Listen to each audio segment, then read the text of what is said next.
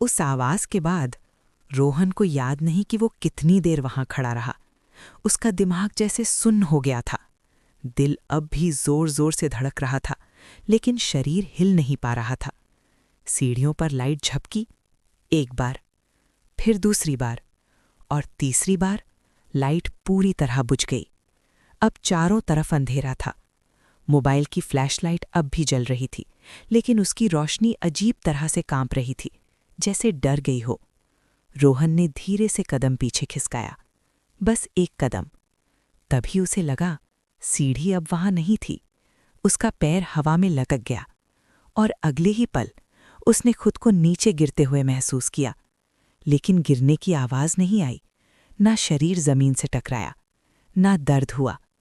बस एक अजीब सी ठंड, जैसे कोई बर्फीला पानी शरीर के अंदर भर रहा हो। रोहन की आंखें खुलीं।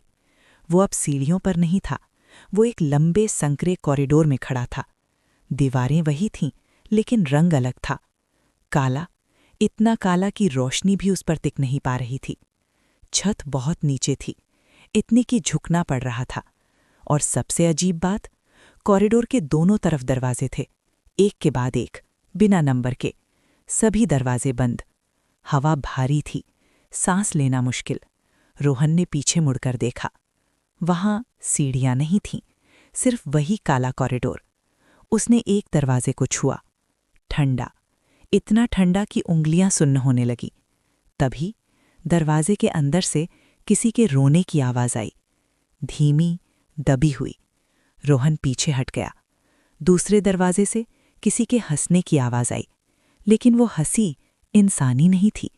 वो ऐसे हंसी थी जैसे कोई बहुत पुरानी चीज नई शिकार मिलने पर हंसती है। रोहन भागना चाहता था, लेकिन रास्ता वही एक था, आगे। वो धीरे धीरे चलने लगा। हर कदम के साथ कॉरिडोर और लंबा होता जा रहा था। दरवाजों की संख्या बढ़ रही थी।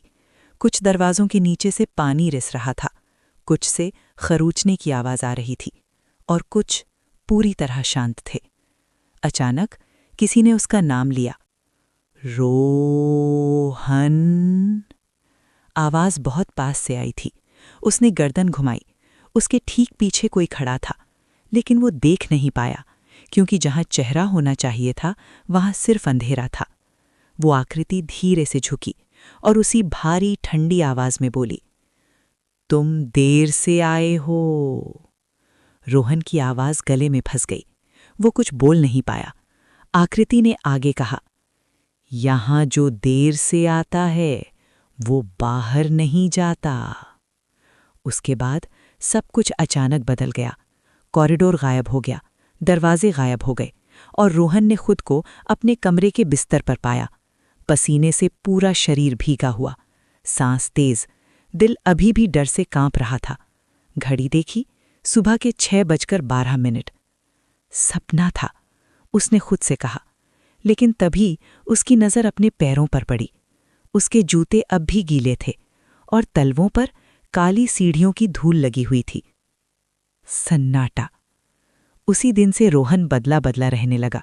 वो अब सीढ़ियों की तरफ देखता भी नहीं था, रात को सोता नहीं था, और जब भी हॉस्टल में कोई सीढ़ियों का नाम लेता, रोहन का चेहरा एकदम सफ़ेद पड़ जाता, क्योंकि उसे पता था वो जगह सिर्फ एक बार नहीं खुलती, वो लोगों को वापस बुलाती है।